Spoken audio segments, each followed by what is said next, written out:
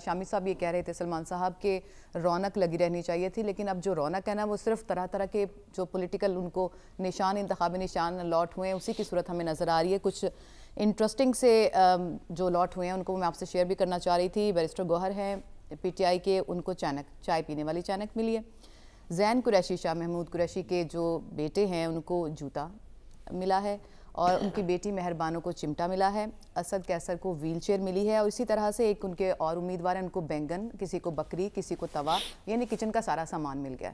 تو اب رونق تو بس ان انتخابی نشانوں پہ لگی ہوئی۔ آپ رونق کی بات کر رہے ہیں، بوتل دی گئی ہے۔ یہ جو صورتحال بنی ہے، جیسے شامی صاحب نے بھی بات کی ہے، میں یہاں پر مسلسل ایک بات کہتا تھا کہ ایک قانونی اور آئینی طور پہ تو بات درست ہے جو الیکشن کمیشن کہہ رہا ہے، لیکن پاکستان کے اندر انتخابات کی ساکھ کی بھی ایک اہمیت ہونی ہے، اس لیے کہ یہ معاملہ آگے کی طرف چلنا ہے، اور جب ایک بڑی پولیٹیکل پارٹی اس پروسیس کے اندر موجود نہیں ہوگی تو ایک نئی صورتحال طاری ہوگی۔ آپ نے تو 800 اراکین کا ذکر کیا ہے، یہ صرف قومی اور صوبائی اسمبلیوں سے نہیں جائیں گے، یہ مارچ کے اندر سینٹ کا الیکشن بھی ہوگا، وہ سینٹ کا الیکشن بھی نہیں لڑ پائیں گے۔ اور دیکھیں کل چیف جسٹس صاحب جو سوالات اٹھا رہے تھے، سوالات تو درست ہیں، اور یہ الیکشن جو ہے یہ 2021 میں ہو رہا تھا، اس وقت پی ٹی آئی کی حکومت تھی، بار بار الیکشن کمیشن انہیں یہ بات کہتا رہا، تو انہوں نے پہلے تو الیکشن نہیں کروایا، ٹائم لیا، جب 2022 میں کروایا تو خود ہی الیکشن کروا کے بعد میں ایک ایسی ترمیم کر دی جس سے ان کا وہ الیکشن بھی ختم ہو گیا، اور الیکشن کے لیے 20 دن انہیں دیے گئے، انہوں نے اس کو سنجیدگی سے نہیں لیا۔ اب یہ کہ جو کل پروسیس ہوا ہے اس کا فائدہ کسے ہوا اور نقصان کس کو؟ نقصان 100% تحریک انصاف کو ہوا ہے، اور وہ ایک عجیب و غریب سی کیفیت، ایک ایک حلقے میں 5 7 امیدوار، اور یہ بات بھی ہمیں دیکھیں کہ ان کی پارٹی کا جو بنایا گیا جسے چیئرمین، سینئر وائس پریزیڈنٹ جسے بنایا گیا، وہ خان صاحب سے مل کے باہر آتے ہیں تو وہ کہتے ہیں جی ہمیں چیف جسٹس پہ اعتماد نہیں ہے، اگلے دن ان کے جو چیئرمین ہیں وہ کہتے ہیں ہمیں اعتماد ہے۔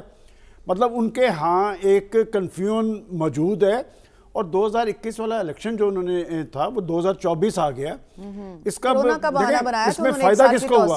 اس میں فائدہ ہوا ہے پاکستان کے الیکشن کمیشن کو، اور الیکشن کمیشن جو آئین کا آرٹیکل 222 ہے اس میں وہ تو بڑے واضح طور پہ کہتا ہے کہ جی پاکستان کی اسمبلیز، پاکستان کے ادارے وہ سب پابند ہوں گے الیکشن کمیشن کے۔ یہ ساری صورتحال تو پشاور ہائی کورٹ کے فیصلے سے پیدا ہوئی، اور اس میں وہ یہ فائدہ ہو گیا کہ سب کو ایک میسج ہو گیا کہ الیکشن کمیشن کی حیثیت کیا ہے۔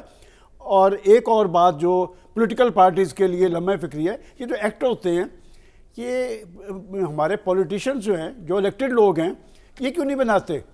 یہ ڈکٹیٹرشپ کے دور میں کیوں بنتے ہیں؟ یہ الیکشن لڑتے ہیں جس بنیاد پہ کہ یہ قانون سازی میں دلچسپی کیوں نہیں رکھتے؟ ہماری پارلیمنٹ ڈیلیور کرتی کیوں نظر نہیں آتی؟ وہاں پر قانون سازی پاکستان اور پاکستان کے عوام کے مفاد میں کیوں نہیں ہوتی؟ اور یہ پھنستے چلے جاتے ہیں خود۔ صحیح دیکھیں یہ ایکٹ تو ان کے دور کے نہیں بنے ہوئے، اور نہ اس پہ انہوں نے کبھی ڈسکشن کیا، اور پھر انتخابی اصلاحات پہ بھی آج تک سنجیدگی ظاہر نہیں کی۔ ایک دوسرے کو گرانے اور ہٹانے کا پروسیس اس نے پاکستان میں سیاست کو بھی، پاکستان میں جمہوریت کو بھی کمزور کیا ہے۔ اب یہ جو آپ نے انتخابی نشانات والی بات ہے، اس سے تو بہت زیادہ کنفیوژن ہے، اور میں آپ کو یہ بتاؤں، ویسے تو جسٹ فار جوک وہ کہتے ہیں نا وکیل کو تو کوئی مکان کرائے پہ نہیں دیتا ہے، آپ نے پوری پارٹی انہیں پکڑا دی ہے تو یہ قبضہ چھڑوانا بڑا مشکل ہوگا، اس لیے کہ کیا آپ نے اپنی پارٹی کے سنجیدہ لوگوں پر اعتماد کیوں نہیں کیا؟ اور مشکل صورتحال پارٹیز پہ آتی ہے، یہ بھی چند سال پہلے کی بات ہے۔ ایک پارٹی کی لیڈرشپ ہے وہ ڈسکوالیفائی ہو گئی، وہ پاکستان کا پرائم منسٹر تھا، انہوں نے الیکشن پروسیس کو سنجیدگی سے لیا، ان کے لوگ بھی جیلوں کے اندر موجود تھی، ان کی بیٹی بھی جیل میں موجود تھی، انہوں نے کہا نہیں ہم نے الیکشن کا حصہ لینا، پاکستان آئے، پاکستان آ کر سیدھے جیل چلے گئے، لیکن اس کا فائدہ یہ ہوا کہ انہوں نے پنجاب کے اندر اکثریت حاصل کی ہے۔ میں اب بھی سمجھتا ہوں، دیکھیں یہ وقت اس طرح نہیں رہنا پارٹیز پہ، اور جو آپ کہہ رہی تھی کہ اس وقت وہ پارٹی سیاسی اعتبار سے تو موجود ہے لیکن وہ رجسٹرڈ پارٹی نہیں ہے، آنے والے وقت کے اندر حالات بدل سکتے ہیں۔ میں اب بھی کہتا ہوں کہ تحریک انصاف کے لوگوں کو سنجیدگی اختیار کرنی چاہیے۔ یہ اب وہ جو انتہا پسندانہ طرز عمل ہے جو ان کی لیڈرشپ کا تھا، تھوڑا سا پولیٹیکل ترجمہ اختیار کریں، اس سے تجربہ حاصل کریں. پولیٹیکل پارٹیز کو ہی لیسن اس سے لرن کرنا چاہیے. عوام کی اب جو بال ہے وہ عوام کی کورٹ میں ہے، اس نے ہی ڈیسائیڈ کرنا ہے اس جمہوری صدمے سے نکالنا ہے یا نہیں. جیسے کہ ابھی شامی صاحب کہہ رہے تھے، سلمان صاحب سادہ اکثریت حاصل کر پائے گی اب کوئی پارٹی یا پھر ہنگ پارلیمنٹ بنے گی؟ دیکھیں بات یہ کہ اب تک کی جو صورتحال ہے، میں ہمیشہ الیکشن کے حوالے سے کہتا ہوں کہ الیکشن سے ایک ہفتہ پہلے ایک رو بنتی ہے، وہ کسی پارٹی کے بھی حق میں ہوتی ہے یا کسی کے مخالف ہوتی ہے. ابھی تک کی جو صورتحال ہے اس میں مجھے کوئی پارٹی سمپل میجورٹی حاصل کرتی نظر نہیں آ رہی. اور جہاں تک 8 فروری کو عوام کے فیصلے کی بات ہے، دیکھیں عوام کی تائید اور حمایت سے بننے والی حکومتیں ہی پائیدار ہوتی ہیں، وہی بڑے فیصلے کر سکتی ہیں. آج پاکستان کی بڑی ضرورت یہی ہے. یہ جو ایک گم گو کی صورتحال ہے اس میں کوئی اچھی تصویر آگے بنتی نظر نہیں آ رہی. اور ضرورت تو اس بات کی تھی کہ کوئی ایک پولیٹیکل پارٹی مضبوط حکومت بنائے تاکہ پاکستان کو یہ معاشی ایک بحرانی اور ہیجانی کیفیت ہے اس سے نجات دلائے. کہ اگر انتخابات کے نتیجے میں بھی پاکستان کے اندر ایک نیا بحران طاری ہونا ہے تو پھر اسے وہ انتخابات نہ تو بامقصد ہوں گے نہ نتیجہ خیز ہوں گے.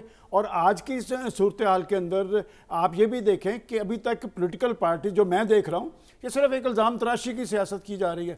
مجھے بتائیں کہ آج میں صبح سے بلاول بھٹو زرداری صاحب ایک بڑی میچور پارٹی کے وہ چیئرمین ہیں، ماضی کے اندر ان کی والدہ صاحبہ اور ان کے نانا وہ پولیٹیکل ایشوز پہ سیاست کرتے تھے. وہ یہ بتانے کی کوشش کر رہے ہیں کہ جی وہ مسلم لیگ نون بڑی بری ہے. تو مسلم لیگ نون نے ان کی لیڈرشپ نے اپنی پارٹی پہ پابندی لگا رکھی ہے، نہیں تو صرف ان کی وزارت خارجہ کی کارکردگی اگر وہ سامنے لے آئے پھر کیا کریں گے، وہ نہیں کریں گے. اس لیے جو ذمہ دار شخص ہوتا ہے یا جو شخص مذاکرات کرنا چاہتا ہوتا ہے یا جو ایشوز پہ کلیئر ہوتا ہے وہ کبھی الجھتا نہیں ہے. میں سمجھتا ہوں کہ گیند پاکستان کی عوام کی کورٹ میں کسی ایک پارٹی کو منتخب کریں اگر وہ اپنے مسائل کا حل چاہتے ہیں، اگر وہ سمجھتے ہیں کہ پاکستان کی معاشی کشتی جو ہے گرداب سے نکل پائے. ایک مضبوط حکومت ہونی چاہیے، نہیں تو پھر یہ مخلوط حکومتوں کا تجربہ 5 سال کا ناکام ترین تجربہ تھا. 3.5 سال والی بھی مخلوط تھی، 16 ماہ والی بھی مخلوط تھی. جہاں اس نے کام چھوڑا وہاں سے 16 ماہ والی نے شروع کیا. اس میں ان سب نے گین کیا ہوگا. لوز پاکستان نے کیا ہے، پاکستان کی معیشت نے کیا ہے، پاکستان کے خزانے نے کیا ہے. سلمان صاحب پھر کیا کوئی اہمیت نہیں ہے ان کی، لیکن پیش کیوں ہو رہی ہیں بار بار؟ کچھ تو ہے جس کی پردہ داری ہے، اور یہ آزاد سینیٹرز ہیں. وہ جو پہلے ریزولوشن آئی تھی دلاور وہ بھی آزاد تھے، پھر مولوی ہدایت اللہ وہ بھی آزاد تھے، اور اب جو حلال الرحمان ہیں یہ بھی آزاد ہیں. اور یہ کتنے آزاد ہیں وہ بھی ہم سب کو پتہ ہے کہ یہ آزاد کہاں سے آتے ہیں. دیکھیں پارٹیز وہاں پر ایک اور ریزولوشن بھی آئی ہے، وہ جماعت اسلامی کے سینیٹر مشتاق کی ہے، اور وہ ان پھپولوں کا بھرپور علاج ہے.